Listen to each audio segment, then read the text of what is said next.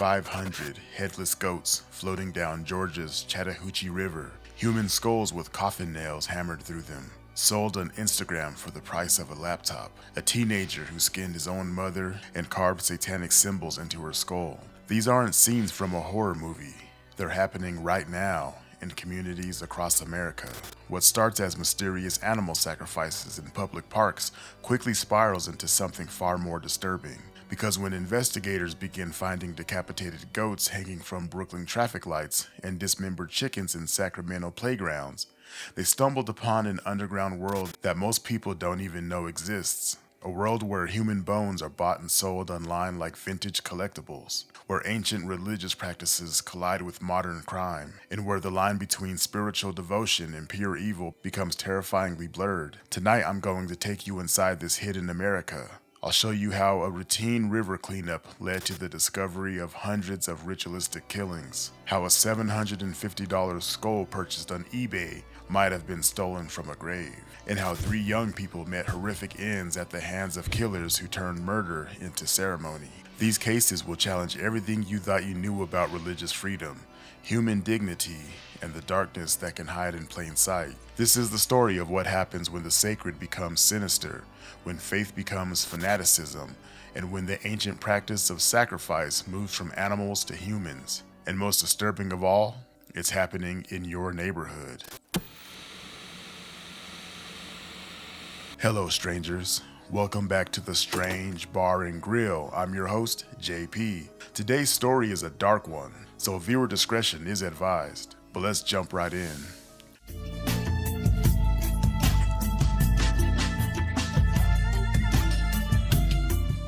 Picture this. You're enjoying a peaceful morning by Georgia's Chattahoochee River when something disturbing floats by. Not just one, but dozens of headless goat carcasses bobbing in the water. This isn't a scene from a horror movie. It's been the reality for Jason Olseth, the Chattahoochee River keeper, who has discovered approximately 500 decapitated goats over just 4 years. The pattern is eerily consistent, just bodies, never heads, describing how he routinely finds as many as 30 headless goats at once near the I-20 bridge. Someone has been systematically dumping these carcasses from the bridge, captured on cell phone video but never caught. The dumping happens both day and night, turning this major water source into what appears to be a disposal site for ritualistic killings. But Georgia isn't alone. 300 miles north, Brooklyn's Prospect Park has been dealing with its own goat head phenomenon for over 4 decades. Unlike the river dumping, these discoveries are more theatrical.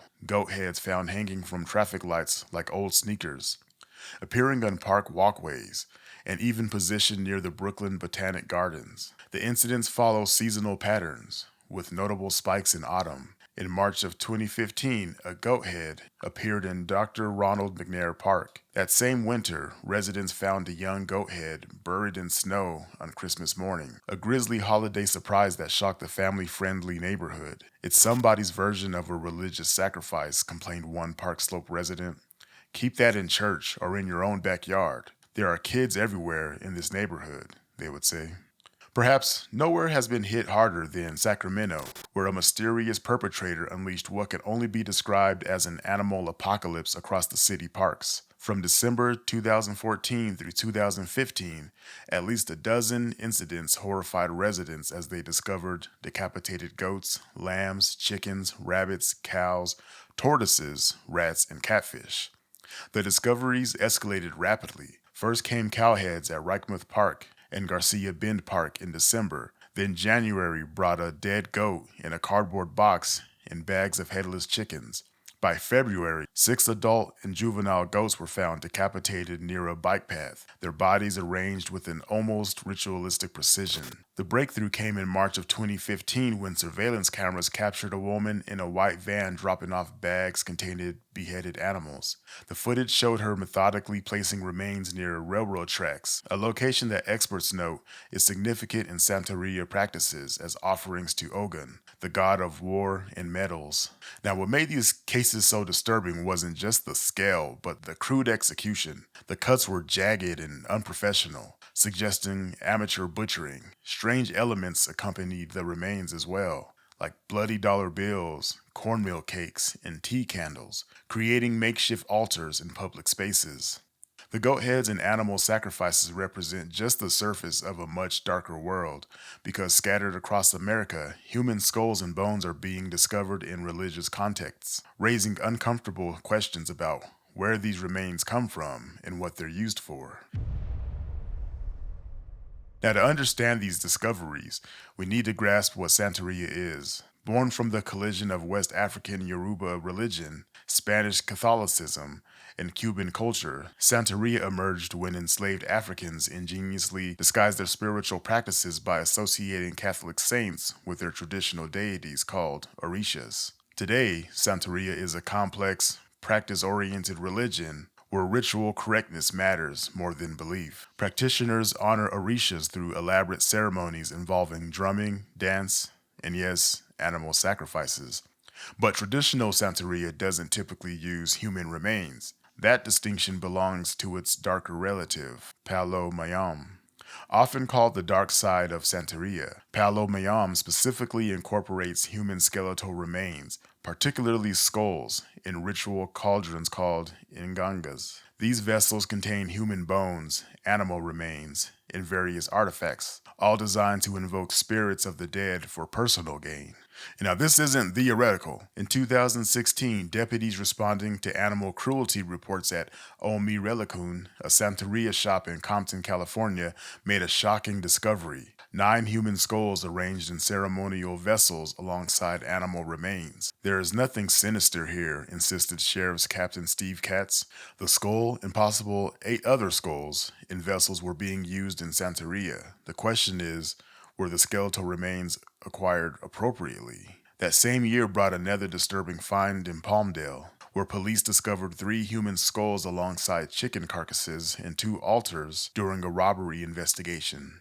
The skulls sat next to evidence of animal sacrifice in ancestor worship ceremonies. Perhaps most alarming was the 2014 case where Mexican authorities intercepted 2 recently exhumed human skulls hidden inside teddy bears, being smuggled from Mexico City to the United States specifically for Santeria rituals. The smuggler, Fidencio Ramirez, admitted the skulls were in demand by U.S. Santeria practitioners.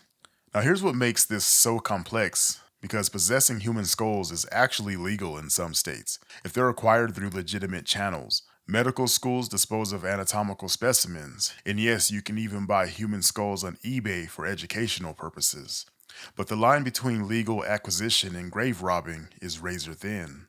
When police found human bones on a Pasadena altar in 2013, the family claimed they'd purchased them legally online for Palo Mayombe practices. Authorities confirmed no crime had occurred, technically. The online trade in human remains was thriving until recently. Before eBay banned the practice in 2016, researchers documented 454 human skulls sold on the platform over just 7 months, with opening bids averaging $650.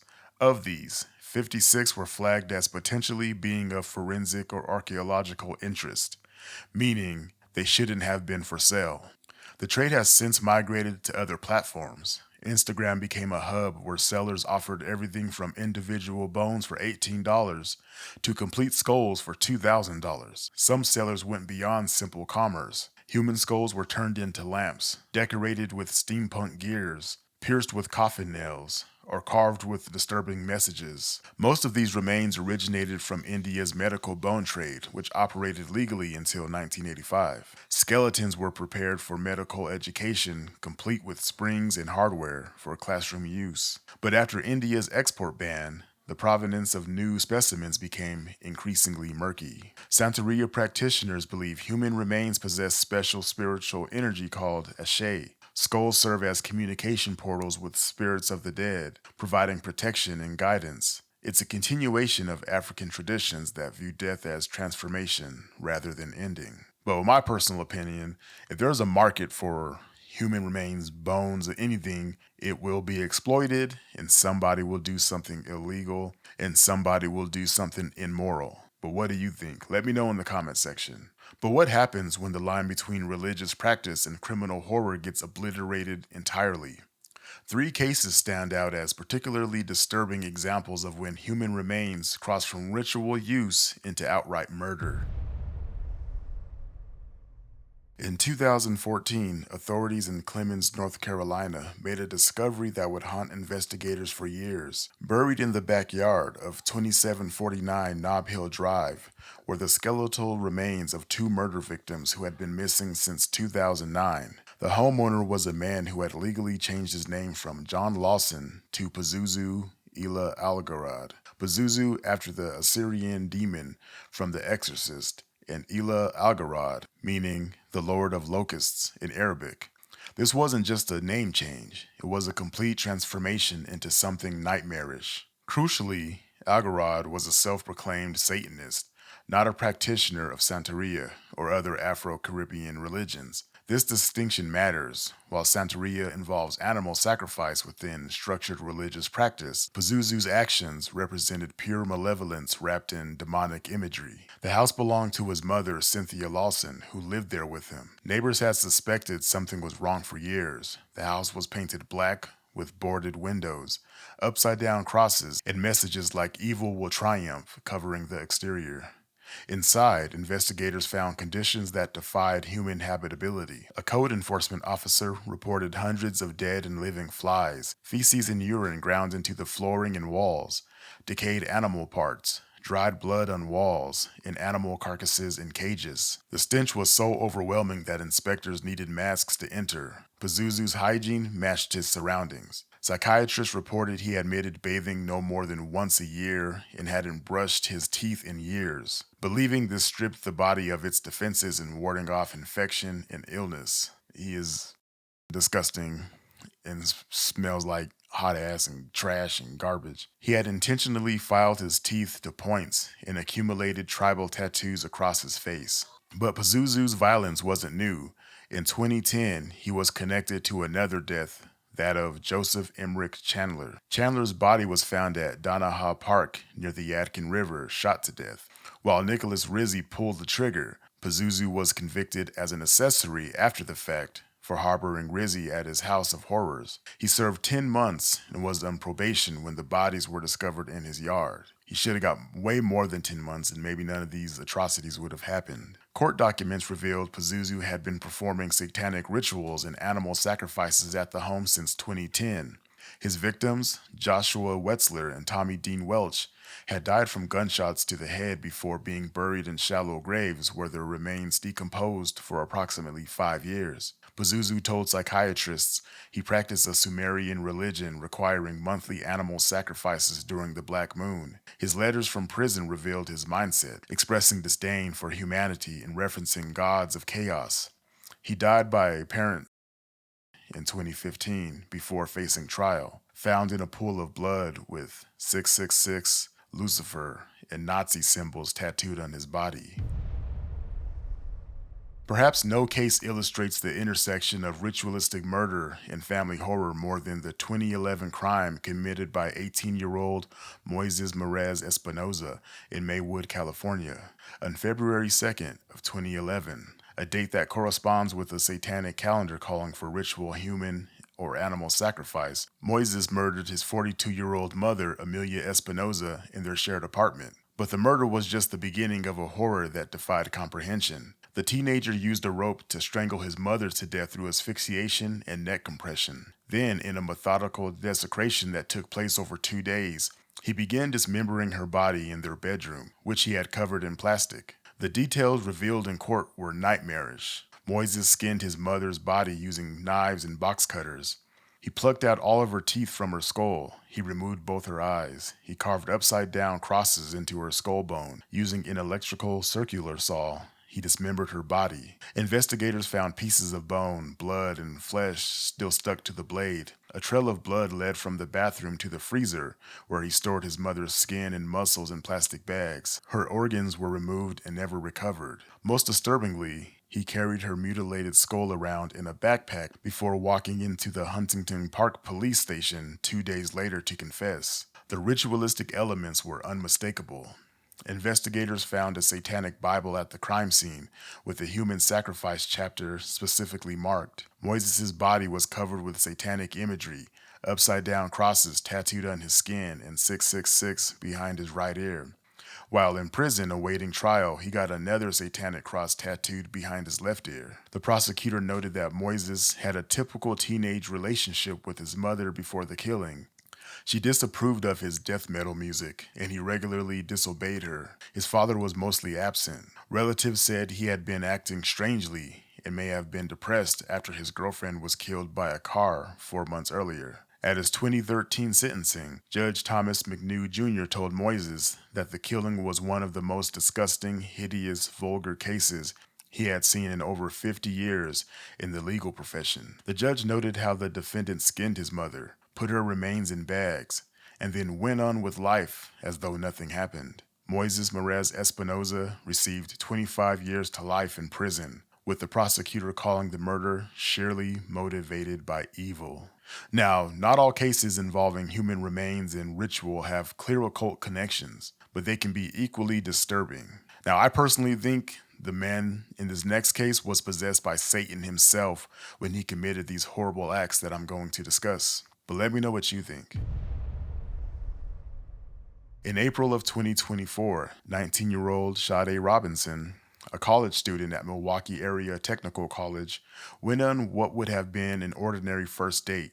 She met 33-year-old Maxwell Anderson, and this dude looks like an Archie Comics character. But let me go back. She met 33-year-old Maxwell Anderson at the Twisted Fisherman restaurant on April 1st, 2024.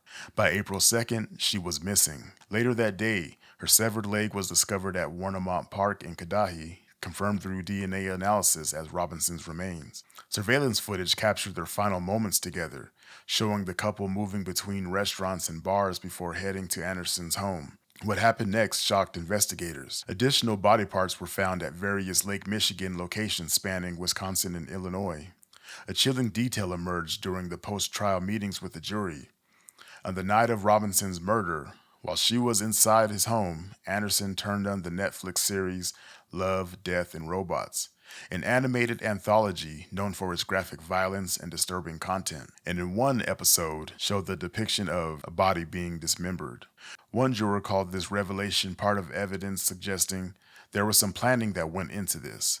The most damning evidence came in the final day of testimony when jurors were shown deleted photos from Anderson's phone, disturbing images of Robinson inside his home. That was pretty damning evidence that shook everyone. Juror Melissa Blasco recalled, "I physically felt like I was going to throw up at that point. I know a lot of people were shaking and crying."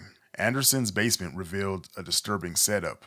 Tarps covering walls, floors, and ceiling around a sanitation sink, suggesting premeditation. Blood was found on the walls, though testing revealed it wasn't Robinson's blood. The source of that blood remains unknown, raising questions about potential other victims. Was this guy a serial killer?